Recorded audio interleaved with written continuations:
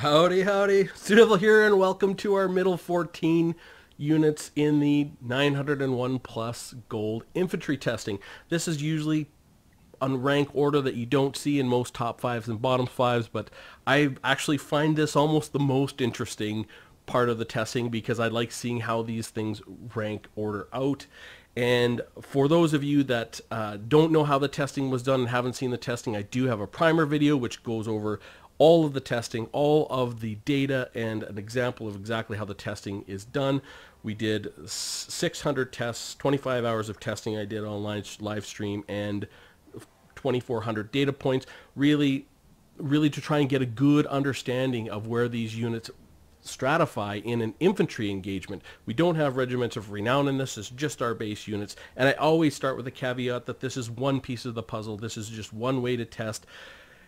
And it doesn't explain everything there is to know about a unit. And there are certain things that in a straight up fight, without doing anything about the formation or anything like that, you will get certain bits of information. But I think it's a good basis for understanding the rank of the units in their entirety. But it's not everything. There are lots of ways to test units. It doesn't take the units in context of their faction, nor does it take units in context of their matchups and this like that. But it is a piece of information, and it is, I think, very interesting, and I love doing this testing, and I've loved kind of looking at how these things rank out. And some of them, I think, were relatively interesting. You know, we saw the Death Runners in the bottom 5. We saw the Bestigors kind of smidge into the top 5. We saw a few things like that, and I think of all the testing, this middle 14 is the most interesting. So, with that said, we're going to start going through the rank. We're going to start at rank number 19 from the Dwarfs. Just staying out of the bottom 5 are at the Giant Slayers at 1,250 gold. Now, in my speculation video, I thought the Giant Slayers were going to show up 24 out of 24. They were going to be the worst unit because regular Slayers at 601 to 900 gold were the worst unit because they don't do good in an infantry engagement. Turns out those Giant Slayers, even though they're big anti-large, with that armor piercing, it has nudged them up into the middle of the pack. Now, admittedly, they're just barely out of the bottom 5, but they weren't as bad as I thought they would be. That said, there are still, you do not want to get Giant Slayers into an infantry engagement unless you absolutely have to. But they weren't as bad as I thought they were going to be in an infantry fight, and they showed up at number 19. Alright, moving along, coming in at number 18 from Norska at 1,000 gold are base Marauder Champions. Now, these Marauder Champions have just recently got a buff of 4 health as really increase their ability to sustain a fight, and they're still relatively weak in this set of tests. They came in at number 18. They really are meant for an infantry engagement. They're meant to clear trash, but they don't do that all that well. Their stats are not that great. They do have an interesting mechanic, but they're still not there. Now, during the testing and the live stream and some of the comments, a lot of people, there was a couple people that were Norska players, and they did talk about Norska don't need to have amazing infantry because they have other things in the faction that are amazing, like, you know, the Famir, the Mammoths, they have the Ice Wolves, they have, you know, regenerating units, Skin Wolves and stuff like that. And if they had infantry that was too good, it would make the faction overpowering very, very quickly, and that seemed quite reasonable. Now, we'll see how these Marauder Champions show up, because the Marauder Champions and the Marauder Champions with great weapons both got a massive buff. We did include both of them in this testing on the Festeg beta patch with that extra 4 health. So this is where they're going to show up until they get touched again. Alright, moving along, coming in at number 17 from the Wood Elves at 1,000 gold are the Wildwood Rangers. When I was doing my speculation video, I didn't really know where these guys were going to show up. They sort of look kind of like an anti-large unit. They are armor piercing. They get anti-large if they're in the forest. They're not that great of armor. I think they got 40 or something like that. You know, I didn't know where they would show up. I had them showing up at number 22 out of 24, and they're at number 17, so they're better than I thought they would be. Still not really great. I think you would want these Wildwood Rangers to be focusing on getting in a rear charge or supporting a frontline unit or these types of things. I don't think you'd really want to get them onto the front line if you could help it. But I really don't know Wood Elf Infantry that much. They had definitely have tested low. I think most Wood Elf Infantry has tested pretty low, which is probably correct. Wood Elves have some pretty amazing aspects to their ability to kite with their really strong archers and strong cavalry and some other kind of units and good magic and stuff like that. You know, this might be sort of like Norska. If they had infantry that was too good, they would be totally unstoppable. All right, moving along to rank number 16 from the Lizardmen at 1200 gold is the Temple Guard. Now, the Temple Guard, I did have them a little bit higher in... No, and it's really because I have used them before, just once, and they tend to be reasonable, and that is because they have a massive amount of health, and they are armor piercing. So even if they aren't in the anti-large engagement, which you would want them to be, they have shields, they can sort of hold their own for a long time, and they have good leadership. These are probably one of those units I think that tend to play stronger than they look in the testing. That does happen the way this testing plays out. Because they're just an all-around good unit. I think you're going to find Lizardmen bring 1 unit of Temple Guard, 2 units of Temple Guard as a pretty normal thing in a lot of builds because they're solid all around and they do perform quite well. And they can hold their own reasonably in an infantry fight if they have to, though I would never put them on the front line. All right, moving along to number 15 from Norska at 1100 gold are the Marauder Champions with great weapons.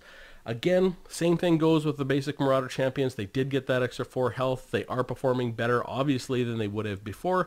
They're still not that great, but there are good reasons to not overbuff them. I think the reasons to be careful with Norska Infantry are all there, and they're all quite reasonable. But I think they've gone from being, you know, maybe they were trash before or not very good, to being at least able to do the job they were brought for in general. You know, they didn't do too bad against the Longbeards in general. You know, they pulled some value on that side of the things. You know, they're not atrocious, but nor are they good by any means. And they're sort of starting to come into the middle of the pack as a great weapon armor piercing unit. All right, moving along at number 14. From the Dark Elves at 1100 gold are the Sisters of Slaughter. Now these are sort of mid-pack.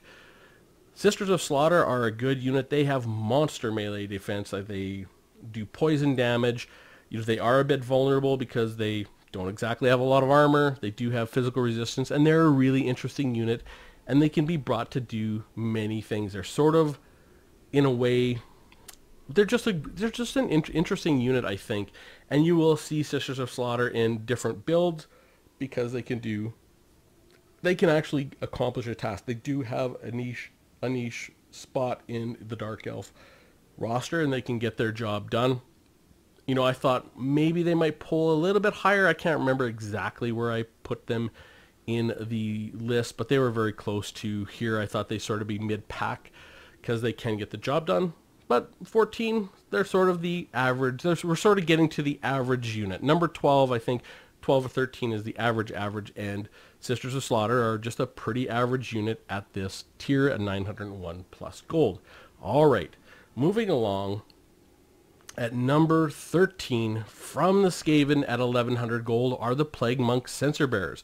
Plague Monk Censer Bearers are what I thought would be the highest ranked Skaven unit at this level. I did put them a little bit higher than that. They're an interesting unit because if you let them go, they can get some work done, but they again are one of those truly support units. They have a great ability to reduce the leadership of a unit they're attacking by -10, but they didn't clear trash as good as I thought they might have. Like, I could see Plague Monk Censer Bearers being absolute monsters on a rear charge if you could get that in, because with the rear charge bonus and the -10, they instantly rout lots of units, I'm sure. But you're not going to get them around the back very easily to get that sort of job done. Really, probably a niche unit with some possible good uses. But when you get up to 1100 and you start to get expensive, niche units are always going to be a one of or a two of. They're never going to be a frontline main type of unit. All right, moving along to number 12. Again, from the Skaven at 1050 gold are the Storm Vermin. And the Storm Vermin I thought would be a little lower than the Plague Monk Censer Bearers, but they're they're actually, they both came in very, very close with each other. You know, the Storm Vermin, I think, are actually not a bad unit. They are right on average in this set. They can do the job. I think you could get away with builds of bringing 2 to 4 pretty easily on builds. Though I think Skaven definitely have a lot of juice in that sort of very low tier infantry with Skaven slaves and clan rats and that sort of thing. They're very, very good down low in terms of value, but 1 or 2 Storm Vermin in every build is probably not going to be an awful idea. And up to 4, I could see it without much of a problem against some factions, depending on what you were trying to do with that Skaven build. They're not going to be super disappointing, nor are they going to be the stars of the show. They're just an average unit at this level, and they will perform how you think they would, I think. All right, moving along. Coming in at number 11 from the Vampire Coast are the Depth Guard at 1,200 gold. Now, interestingly enough, this is exactly, I think, where I had them in my speculation video at number 11. I think the Depth Guard are an interesting unit. They used to be much stronger before the game was released, and they had a giant nerf. Maybe it was too much, maybe it wasn't. They have very low model count, very low health, and they really are, again, one of those true support units. They can't be put in the front line, though they will not do atrociously. It's just generally a bad idea, especially when you have a lot of units like the zombie pirate deckhand mobs that you can put in the line to take the engagement and support with the Depth Guard. Why wouldn't you? Unfortunately, though, they don't have any shields, and they really are a big target in terms of how easy it is to put pressure on them. But very interesting unit. Again, pretty average in the pantheon of units at 900 gold. They're just outside of the top 10, so not too bad. All right. Moving along, coming in at number 10, just breaking the top 10, from the High Elves at 1,400 gold are the Phoenix Guard. Now, Phoenix Guard actually pulled good value in a lot of fights, and they traded down quite nicely because they have that big martial mastery, and it gives them so many stats. Like, their stat points are fantastic. Now, they are a very expensive unit at 1,400 gold, and they are armor-piercing anti-large, charge defense, but they do have that charge defense against all. There's only 2 units in this set of tests that have that, and they really just performed well in pretty much every fight they got into. With the exception of one, I can't remember who it was they fought. They really got crushed quite badly, but otherwise, Phoenix Guard, I think, are a safe pick in terms of getting the job done in an anti-large role and then supporting in an infantry engagement. The problem is that 1,400 gold price tag really does make them a big target for spells, for artillery, for ranged units, for a rear charge with cavalry, or trying to do something to sort of pick away at them. They're a very big target at 1,400 gold, but if they can go to work, they can get the work done. All right, moving along, coming in at number 9 from Chaos, again at 1,400 gold, are the Chosen with Halberds. Now, the Chosen with Halberds did finish highest in terms of halberd infantry, armor-piercing, anti-large, just above the Phoenix Guard. I had the Phoenix Guard showing up a little bit lower than the Chosen with Halberd, but I knew the Chosen with Halberd would finish high. They have immense stats. They're very well armored. They are armor-piercing, and they really pull a lot of value in a lot of matchups. It's just one of these units, again, like, if you can use them as anti-large armor-piercing against something like, maybe an Arachnarok Spider or a steam tank, or these really high armored large things, they are just going to be absolute backbreakers in that sort of matchup.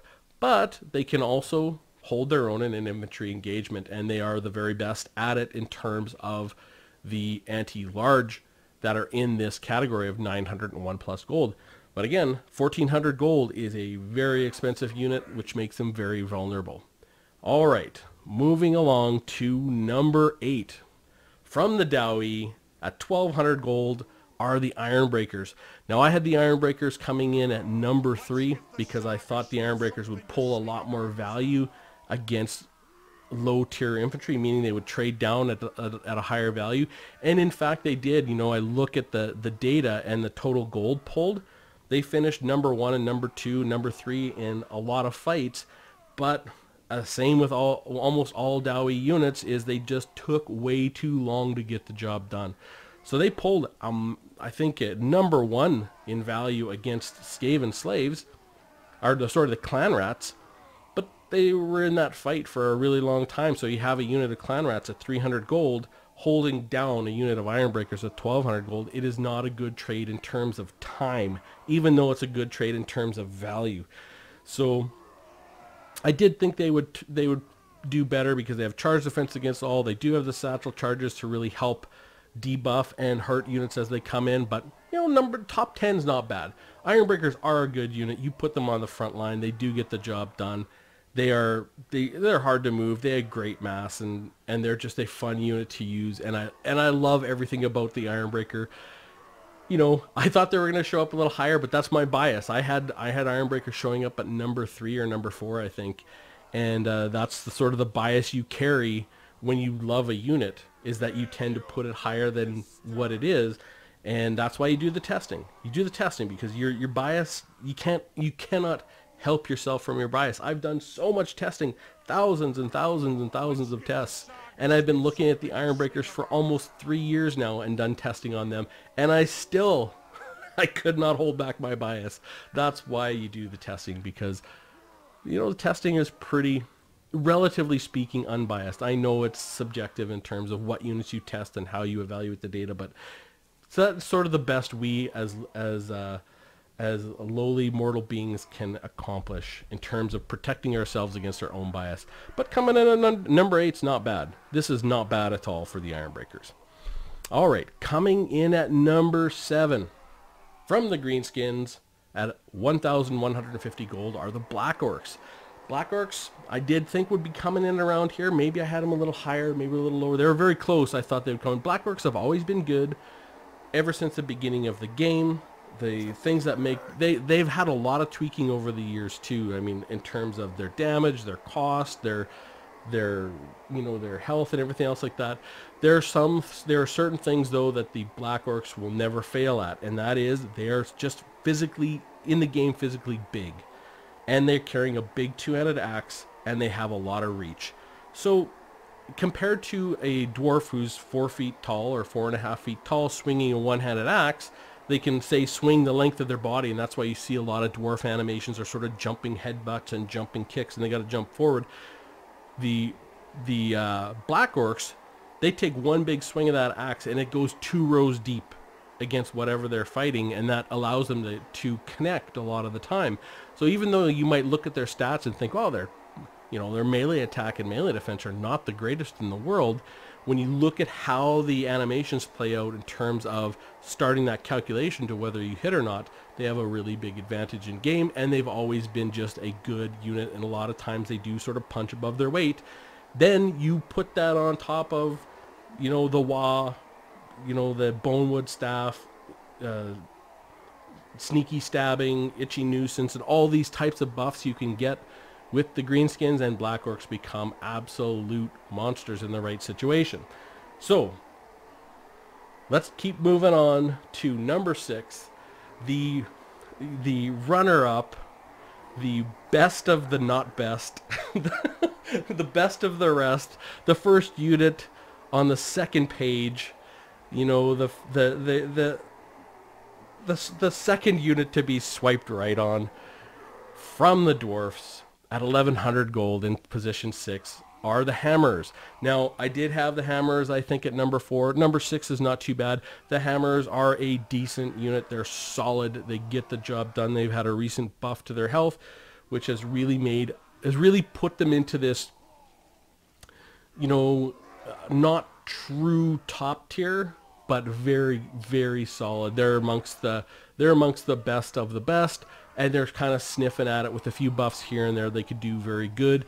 And I mean, I love hammers, and you could see in some of my recent builds, I've been trying to take advantage of that. You know, I have a couple builds up against the vampire accounts where I bring hammers and, you know, bring in a rune that helps their armor piercing and a bit that helps their, and a bit of buffs that help their melee attack, and it's sort of some things that help their defense. They become absolutely unstoppable, crushing units in those scenarios where you accentuate all the things that are good about them, because just as they are, they're number six out of 24 and 901 plus gold. They're pretty darn good, and they weren't that far behind the Bestigor and the Harganeth Executioners. The Harganeth Executioners are coming in at number 4, and you know, so hammers can get the job done. They do have certain things, you know, like hammers they're very, very tightly packed. I mean, they're very vulnerable to certain bombardment spells and artillery and everything else like that, but I mean, that's the case that it is down here. At 1100 gold, they're costed very nicely, and they can get the job done, and having 1 or 2 hammers in a build is rarely going to be a bad thing, depending on sort of who you're fighting. They can get the job done, and this is the one unit that Dowie have that get the job done quickly in terms of infantry. They have immense weapon strength, they have great armor piercing, and they can really chew through their opponents if they're allowed. Even though they don't have the greatest charge bonus, I think it's 18, you know, they can get the job done. And you know, what more can you ask for as a dwarf? I think I'm very happy with where the Ironbreakers and Hammers showed up.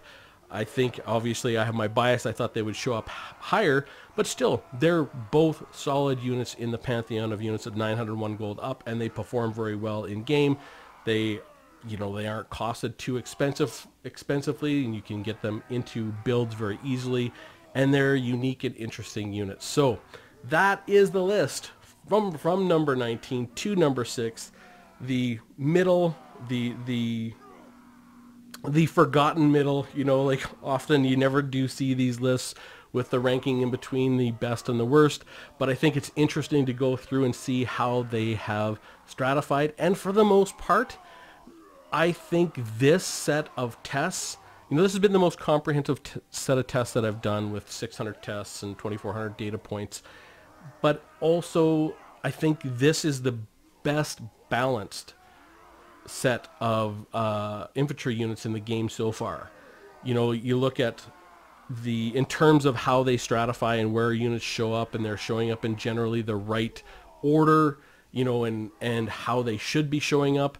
There's nothing that's really atrocious. That's really kind of, there's nothing real stinky about anywhere these units are showing up.